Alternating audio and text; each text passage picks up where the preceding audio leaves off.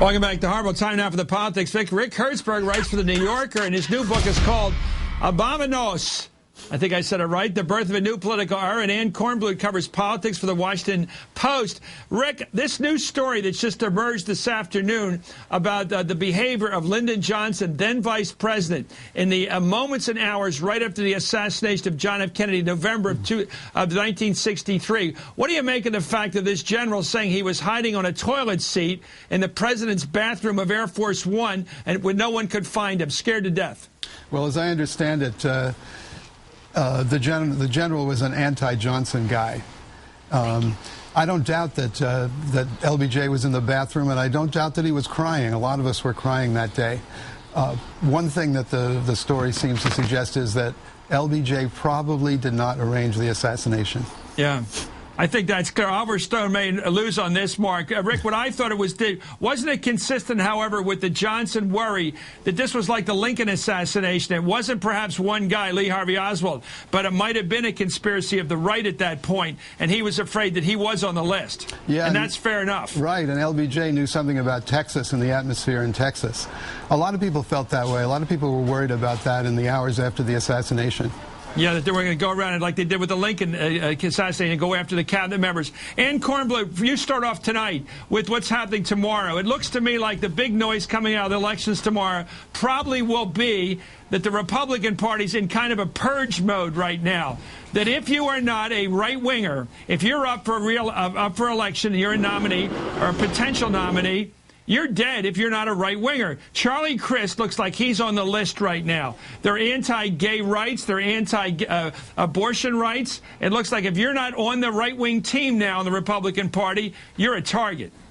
Well, I wouldn't want to read too much into the election before it takes place, but I would point out that I think there's something to that. I think obviously in upstate New York, if the conservative candidate wins there tomorrow, and there's a lot of suggestions that he will, then I think we're going to be talking a lot about the fight for the soul of the Republican Party and whether you have to be conservative.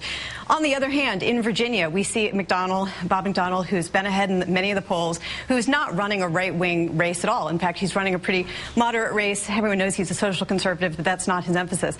And if he wins tomorrow, I think there's going to be a legitimate debate on both sides of that argument about who really controls the Republican Party.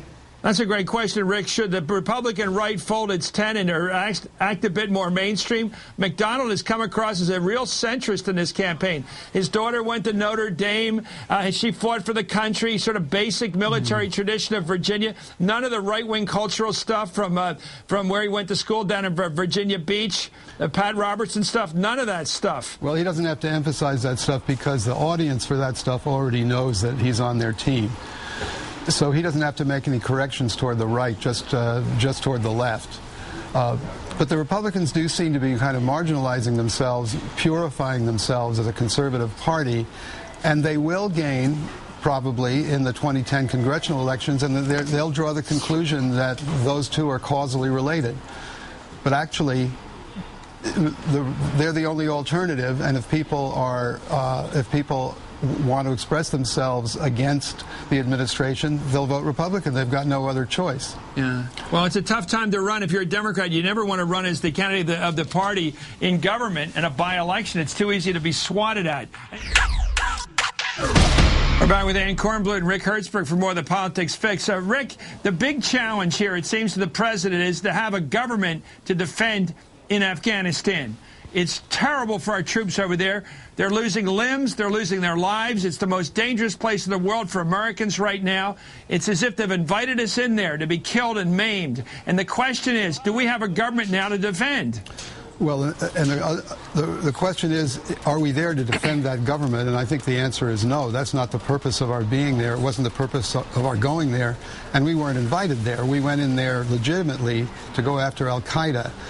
And if the president is going to continue this war, he's going to have to defend it in terms of our national interests, not defending a government in Afghanistan. And they're also going to have to get tough with that government and change it, because this one will not do as a government that we are fighting on the same side of. Ann Kornbluth, do we have a word as to when the president will come down and decide whether to give McChrystal, the general in the field over there, the 40-some thousand troops he's asked for? Well, until the cancellation of the runoff, I think everyone assumed it would be later on in the month because there would be the runoff on the 7th, and then they'd have to wait and see the results, and then Obama's going to Asia. I think now that it's been canceled, there is some chance there could be a decision within the next week or so, but I've heard mixed signals all day today about which it's going to be. Well, here's the president today talking about Karzai and the situation, the electoral situation in Afghanistan. This has to be a point in time in which we begin to write a new chapter based on improved governance, a much more serious effort to eradicate corruption. He assured me that he understood the importance of this moment, but as I indicated to him, the proof is not going to be in words, it's going to be in deeds. Rick, that sounds like we will defend him if he does the right things, as if our role over there, our mission, is to help him if he does the right thing. It sounds like the opposite of what you said. Look out for our interests. Well, you can interpret it either way. I mean, he's saying it's going to be a new day there, and that suggests he's not going to just passively accept the situation as if Karzai had been elected in an election, as we understand an election, that there are going to have to be changes. What those changes are, maybe he doesn't even know. But the status quo with this election is not going to be acceptable.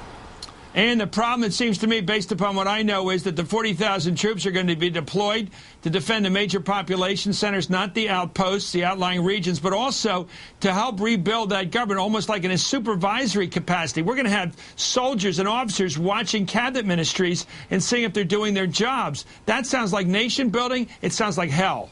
Yeah, I'm not sure I'd jump to that conclusion yet. From the way it sounds to us, from everything we understand, President Obama is still making that decision. Yeah. It may be well short of 40,000 troops. Okay, I heard the advice, not the decision. Thank you very much, Ann Kornbluth. Thank you, Rick Hertzberg. Good luck with the book. Obama knows. Join us again tomorrow night at 5 and 7 Eastern for more Hardball.